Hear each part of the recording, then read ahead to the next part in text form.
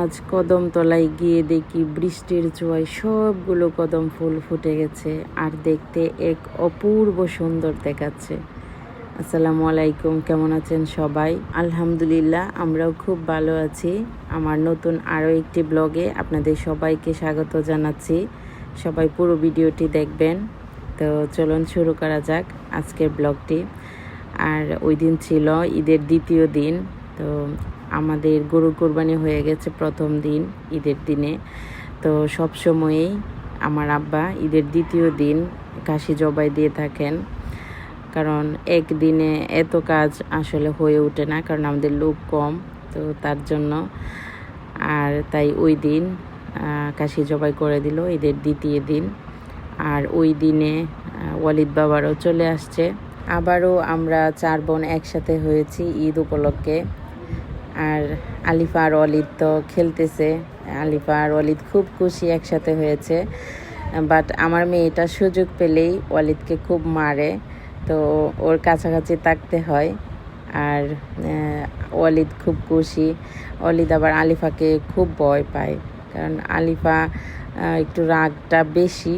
তো ওই জন্য ও কোনো কিছু চাইলে ওর সাথে সাথে দিতে হবে, তা না হলেই ওয়ালিদকে মারবে। তো আমরা কাছাকাছি থাকি যে কোনো একজন। তো যাই হোক, তারপর এই যে খাসি চামড়াগুলো সরিয়ে নিচ্ছে, তো কাজ করছে, কাটাকাটি করবে। আর এইদিকে রাহিল মন খারাপ করে বসে আছে। তো আমি বললাম চলো সামনের দিকে একটু ঘুরে আসি, ঈদের সময় মন খারাপ করতে নেই।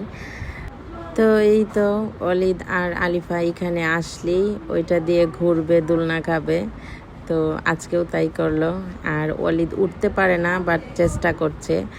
মানে আমরা তো ভয় পাচ্ছি যে পড়ে যাবে কিনা, বাট এখনকার বাচ্চারা খুব অ্যাক্টিভ, মানে ওরা ট্রাই করলেই সব কিছু পারে। আমরা আসলে ভয় পাই, বাট ওরা কোনো কিছুতেই ভয় পায় না। তো যাই হোক, তারপর ওরা অনেকক্ষণ এখানে খেলাধুলা করলো। রাহিল অনেকক্ষণ ওদেরকে ঘুরিয়ে তারপর দোলনা খাইয়েছে।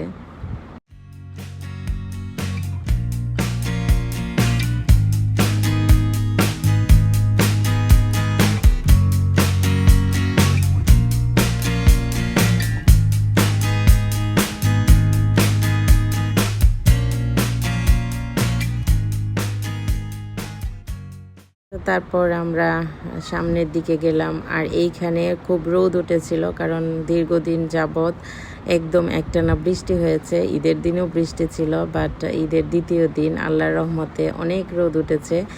ঈদের বিকাল থেকেই যে রোদ উঠেছে একদম, আর বৃষ্টি হয়নি। তো তারপর খুব সুন্দর রোদ উঠেছে। আর এই ফাঁকে কৃষকরা একদম ধান শুকিয়ে নিচ্ছে। তো এটা দেখেও আসলে ভালো লাগছে, কৃষকের মুখে হাসি ফুটলো।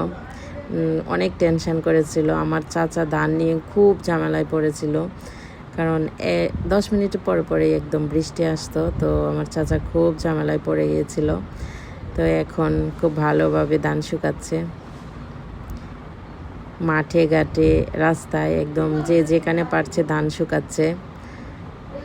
আর আলিফা বুড়ি দৌড় একদম।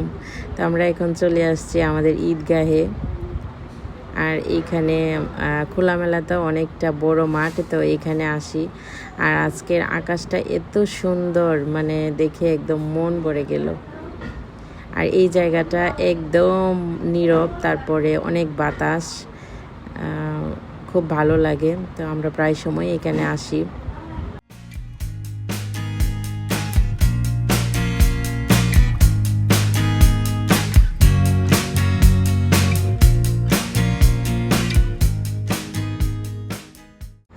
আর এই যে এইখানে আলিফা বুড়ি রাহিলের সাথে বসে আছে। রাহিল যা করবে ওরও তাই করতে হবে, আবার আলিফা যা করবে ওয়ালিদের তাই করতে হবে, মানে এইরকম একটা অবস্থা হয়ে গেছে।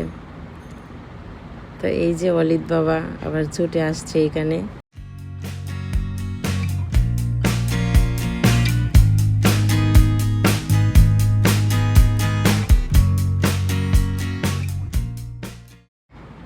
এই যে আলিফা যেভাবে উঠে দাঁড়াইছে, তো এইখানে ওয়ালিদকেও দাঁড়াতে হবে।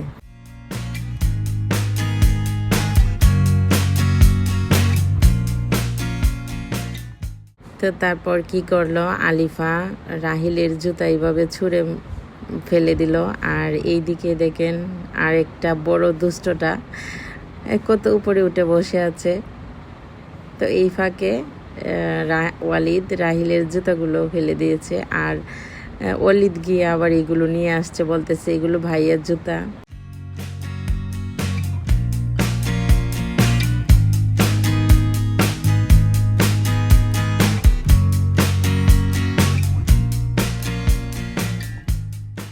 তো তারপর ঈদগাহের সাথে ইউনিয়ন পরিষদ ছিল। তো এইখানে তালাবদ্ধ একটা রুমে আলিফা আর ওয়ালিদ গিয়ে ডাকতেছে যে আন্টি আন্টি দরজা খোলো। তো এটা নিয়ে আমরা অনেক হাসতেছি। তো তারপর আমরা বাড়িতে চলে আসব।